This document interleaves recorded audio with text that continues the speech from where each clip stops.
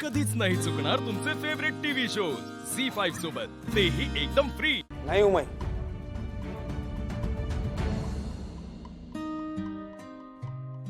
बघ तू ओवीला एकटीला सोडून कुठेही जाणार नाहीयेस.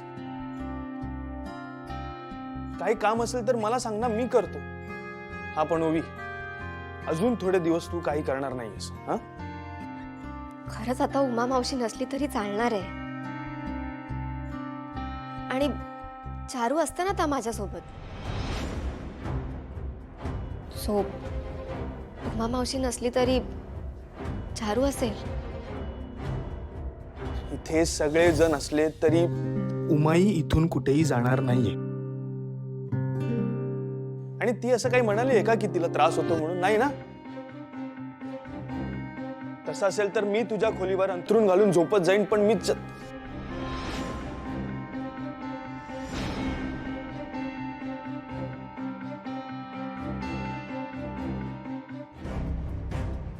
मी तुला असं कोणाबरोबरही सोडून कुठेही जाणार नाही. श्रीनू, एक मिनिट बाहेर ये ना. कशाला? काय झालं? काय काम आहे? अरे ये तर, सांगते. जरा वेळ बाहेर ये प्लीज.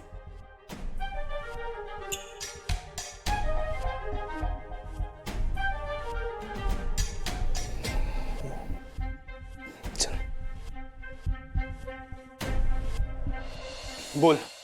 तू आता आतमध्ये ओवीला आणि उमा त्यांना काय सांगत होतास की तू ओवीला असं कोणाबरोबरही एकटीला सोडणार नाहीस.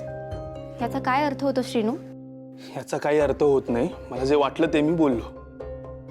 आणि या सगळ्याचं स्पष्टीकरण मी तुला का देऊ? कारण त्या दोघींसोबत मी त्या खोलीत राहते. याचा अर्थ तू हे सगळं मलाच उद्देशून बोलत होतास, बरोबर? बरं ठीक आहे, तुला आता माझ्याच तोंडून सगळं ऐकायचंय ना. मग ऐक. चारू, मला तुझ्या सामानामध्ये ती खाजकुजली सापडली.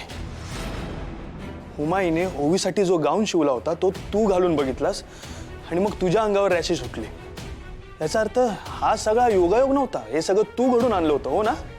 चारू, तुझं नशीब चांगलं आहे की ओवीने मला थांबवलं, नाहीतर मी हे सगळं सगळ्यांसमोर सांगणार होतो. हे जे काय तू करतेस ना, ह्या सगळ्याचं मंजू मामीला ऐकून घ्यावं लागलं असतं. तिला बोलणी खावी लागली असती सगळ्यांची. म्हणून मी कोणाला काही सांगितलं नाही. नाहीतर मग दादा मामा आणि दाईजीने त्या क्षणी तुला तुझ्या घरी पाठवून दिलं असतं. इथून पुढे ओवीच्या बाबतीत मला तुझ्यावर एका पैशाचाही विश्वास नाहीये चारू.